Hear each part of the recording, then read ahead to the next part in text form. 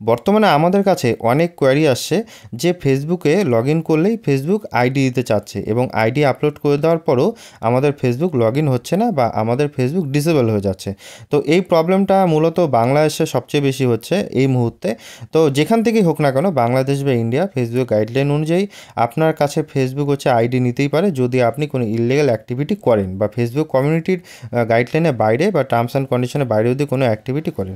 তো এক্ষেত্রে প্রথমে আপনার যেটা করতে হবে, আপনার কিন্তু একটা আইডি কার্ড লাগবে, যেটা হচ্ছে national ID card. National ID card বলতে এবার আমি বাংলা যদি আপনাকে বোঝাই, আপনি যে দেশে আছেন সেই দেশের সরকার থেকে প্রাপ্ত আপনার একটা আইডি কার্ড। তো সেখানে ফেসবুকের তরফ থেকে কিছু আইডি কার্ডের লিস্ট দেওয়াই আছে, যেমনটা আপনারা দেখতে পাচ্ছেন।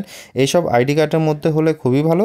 যদি এইসব আইডি কার্ডের মধ্যে কোনো কার্ড না থাকে, সাপোজ ন্যাশনাল আইডি কার্ডের মধ্যে আপনার যদি কোনো আইডি কার্ড না থাকে, কারণ অনেকেই বানায় না বা অনেকে হচ্ছে বয়স হয় না যার জন্য বানাতে পারে না, তাদের জন্যও কিন্তু একটা ফেসবুক সুবিধা রেখেছে। তারা যদি সঠিক প্রসেসটা ফলো করে, আমি যেটা বললো ভিডিওতে, তাহলে কিন্তু তাদেরটাও খুলে যাবে। তো আমরা দেখানোর জন্য আপাতত একটা অ্যাকাউন্ট নিয়ে নিচ্ছি। চাইলে হচ্ছে আপনি আপনার অ্যাকাউন্টটা আমাদের সাজেস্ট করতে পারেন এবং আমাদের ডিসক্রিপশন বক্সে দেওয়া লিঙ্কে ক্লিক করে আমাদের সঙ্গে কন্ট্যাক্ট করতে পারেন। তো আমরা এখান থেকে এই আইডিটা নিয়ে যখনই লগ ইন করছি, এখানে আসে আপলোড ইওর আইডি এবং নিচের দিকে আসে টেক ফটোস। টেক ফটোসে আসার পর আমরা যখন ক্লিক করছি, এখান থেকে আসছে choose type of ID to upload. এখানে দেখুন 3টা শো করছে, সিমোরে ক্লিক করলে আরও অনেকগুলো আইডি চলে আসবে। তো এখান থেকে আপনার যেটা আইডি আছে সেই আইডিটা সিলেক্ট করে নেবেন। যদি না থাকে তাহলে নিচের দিকে ডোন্ট হ্যাভ এনি আইডিতে ক্লিক করবেন। ডোন্ট হ্যাভ এনি আইডিতে ক্লিক করার পর তারপর নিচের দিকে দেখবেন দুটো আইডি আপলোড করার কথা বলছে। তো আপলোড 1, আপলোড 2।